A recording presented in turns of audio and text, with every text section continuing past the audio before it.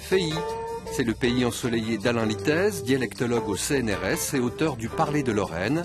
À la retraite, il nous accueille dans son coin des Vosges avec ses mots, ses coups de cœur, ses coins secrets. Comment que c'est gros? Bonjour. Bonjour, Alain Litaize, marchand de patois en retraite. Alors on va parler soit de patois, soit de français régional, soit d'autre chose, on parle de ce que vous voulez. On rentre? Je vous en prie, faites comme chez vous. J'ai appris à lire très très jeune parce que j'embêtais tellement ma maman le soir pour avoir une histoire. Ma maman avait d'autres choses à faire.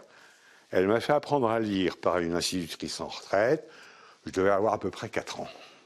Après quoi, elle a eu la paix et j'ai toujours vécu avec des bouquins, mais là, il n'y en a que la moitié, il y en a 2 fois plus en haut.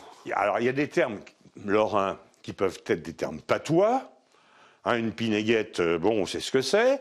Une grosse bosse, on sait ce que c'est aussi. C'est quelqu'un de pas intéressant du tout. Mais vous avez aussi des expressions très, très imagées. L'autre jour, ma sœur a sorti dans la conversation, oh ben celle-là, c'est une saute aux prunes. Tout le monde a hurlé de rire, personne n'a compris, parce qu'une saute aux prunes, on va dire que c'est une nymphomane. Voilà. Alors on saute, dans la voiture, direction l'orgue et l'église de Champ-le-Duc, après avoir évoqué l'autre livre d'Alain, un livre consacré à son papa, Gaston Litaize, organiste réputé. Ah ben, moi, je suis né, dans le ventre de ma maman, j'entendais déjà de l'orgue. Hein, bon, non mais, Christian, c'est vrai ou c'est pas vrai?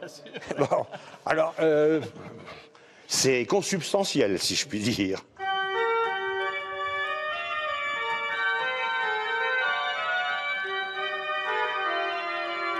Trop bref moment d'écoute et d'émotion, les souvenirs paternels remontent.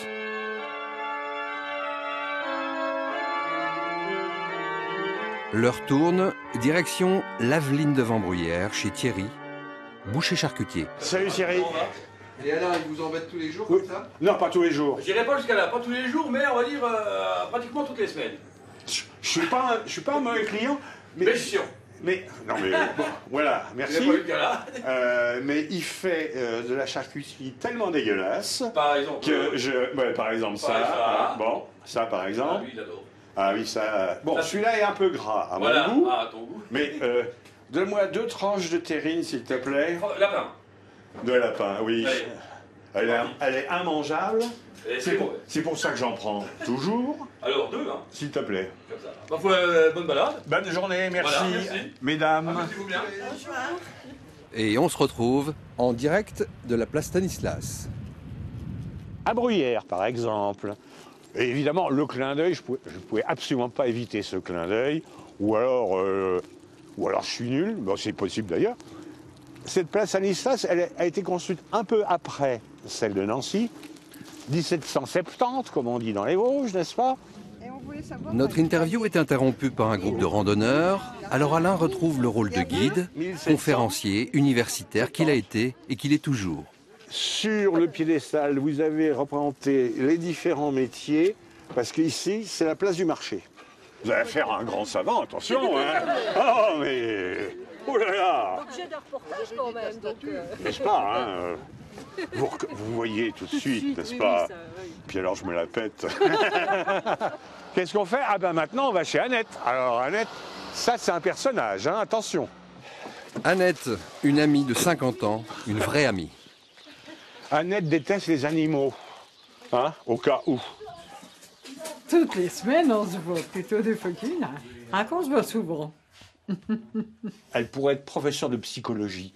Elle me donne des leçons, hein. Elle me donne des conseils. Pierrot, vous préférez quoi, vous? Ah, mais c'est Pierrot qui sert. Et l'apéro chez Annette et Pierrot, c'est un moment tellement sacré qu'il faut le vivre comme Alain mène sa barque, avec passion, sans trop de modération. Au revoir Pierrot, merci pour l'accueil. Au revoir Annette. Merci. Et puis, à lundi, hein. Bon.